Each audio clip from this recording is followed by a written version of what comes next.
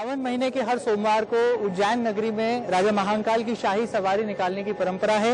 इस परंपरा के पीछे का क्या कुछ मकसद है और किस तरह से राजा महाकाल उज्जैन नगरी की सड़कों पर निकलते हैं, जनता का हालचाल जानने के लिए हमारे साथ महाकाल मंदिर के पुजारी श्री आशीष पुजारी जी हैं। आशीष जी, किस तरह से राजा महाकाल की जो परंपरा है सालों से चली आ रही है और कैसा उत्साह, उमंग, उल्लास और श्रद्धा विश्वास इस यात्रा में दिखाई देता है? आकाशे तारका लिंगम पाताले हटकेश्वरम मृत्युलोके महाकालम लिंगम त्रय नमस्ते।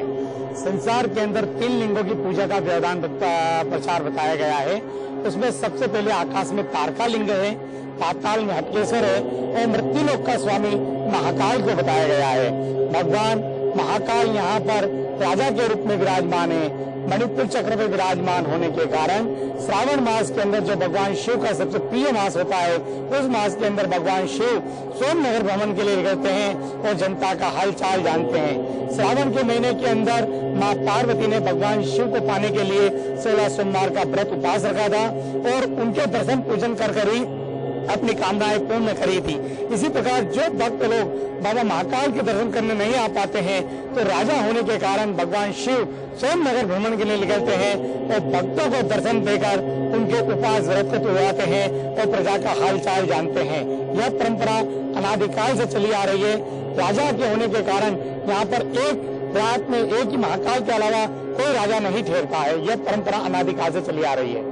पूजन क्या विधि रहती है? जिस तरह से शिप्रा नदी के तट पर जो है पूरी सवारी पहुंचती है, तमाम देश प्रदेश के राजनेताओं सहित कई तरह के बड़े नामचीन जो लोग हैं वो इस यात्रा में अपनी उपस्थिति दर्ज कराते हैं। पूजा का क्या मकसद रहता है, किस तरह से पूजन होता है और कैसे इस यात्रा को आगे जो है गति मिलता है? भगवान शिव जल प्रिय है और यह प्रकृति श्रावण का महीना जल का ही महीना है। इंद्र रूपी बरसात के रूप में भगवान शिव के यहाँ पर जल की बारिश होती है। शिप्रा मैया इस समय उफान पर होती है तो भगवान स्वयं जो उनके जो प्रिय जलात्मक अभिषेक की चीज होती है उनको पाने के लिए, उससे स्वयं अभिषेक करने के लिए शिप्रा मैया के किनारे आते हैं और यहाँ से पूजन के पश्चात वैष्णव मंदिर पड़ता है, गोपाल मंदिर, वहां पर भगवान महाकाल पहुंचते हैं। वहां की पूजा के पश्चात पुनः बाबा महाकाल आते हैं। ऐसी कहावत है कि जब देव से नहीं जा रहे तो भगवान विष्णु पाताल लोक में चला जाते हैं, वो पूरे पृथ्वी का जो बाहर होता है भगवान शिव के पास में आ जाता है।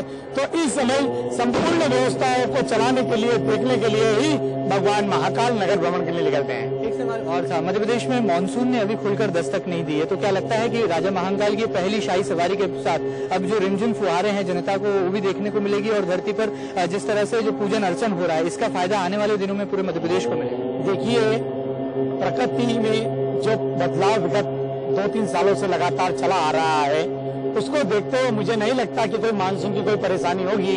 ठीक है, मानसून थोड़ा लेट जरूर है किंतु श्रावण और भादव का महीना भगवान शिव का महीना है।